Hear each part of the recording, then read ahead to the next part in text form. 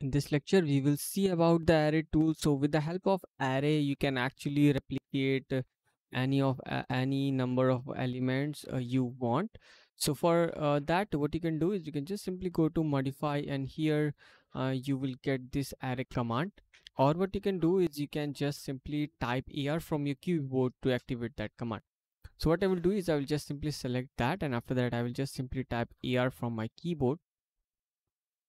Okay, and after that you can clearly see that right now these are some of the features of that. You can see that you have modify features, dimensions, you have linear, you can do the linear you can replicate this one in the linear direction, you can replicate this one that in the radial direction, and you can see that you have the group and associate has also been activated here. From here you can actually control the number of replications, and you can just specify the points as well. So let me show you how, and this is the constraint. So I will just simply untick this constraint, and right now this group and associate is tick mark. I will also untick this one. So let me show you. So what I will do is, let's say I want 5 number of copies of this table. I'll just simply enter 5, and then I will specify the point, and this is the distance between first second one. Okay, so let's say I want this one at 2 meters, so I'll just simply type 2, and after that I will hit enter, and you can clearly see that we have set this up without any issue.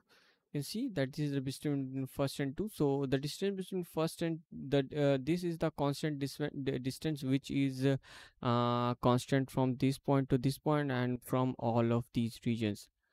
And now what we will do is we will use the another option. So for that I will just simply use Control Z, and then again I will just simply click on this one, and after that I will again type AR from my keyboard, and here I will move this one to last, and here I will just make this one number to 10. So after that I will just simply specify this one, that at which distance you want. So let's say I want to move this one until 15 meters.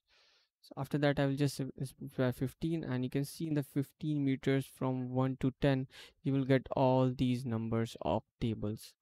Okay, and you can easily move them individually. You can take them up and down as per your requirement, just because of fact that this group and associate is turned off.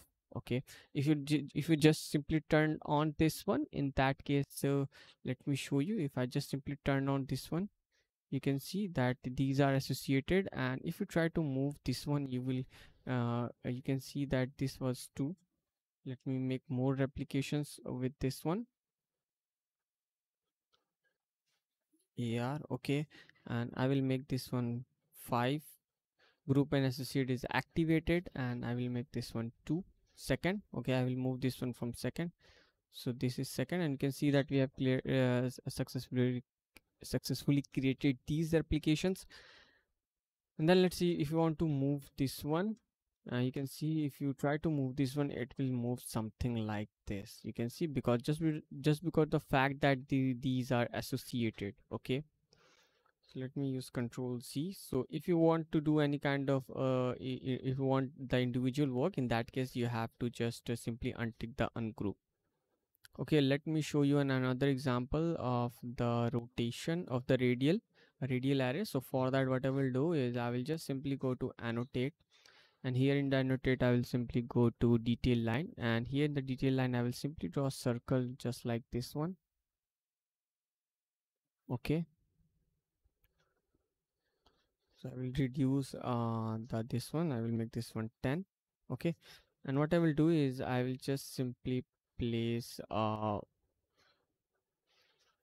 table here, and let's say I want the replication around these circles. So in that case, what I will do is I will just simply select that. I will type AR, and this time you have to go for this radial array. You have to just simply select on that, and from here you can actually control the numbers. So we have already understand this, move to second and last. We have already understand these things, and I will make this one 10.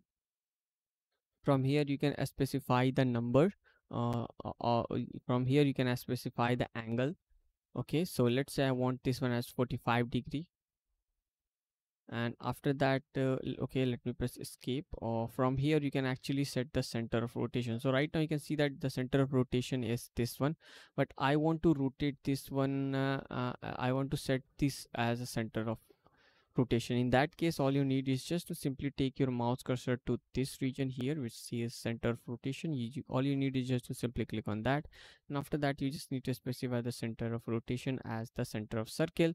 And after that you can see that I have already filled the information regarding the angle and the numbers, so I can just simply click on that one. And after clicking on that, you can see that I will just simply specify this distance, and after that it will create arrangement something like this. Okay, so even after that you can just simply change the numbers as well even after entering the values. Okay, you can see that you have successfully created this. And if you want to look at these same in the 3D view, all you need is just to simply take your mouse cursor to this 3D view, and as you can see here that how good this one is looking in the 3D view.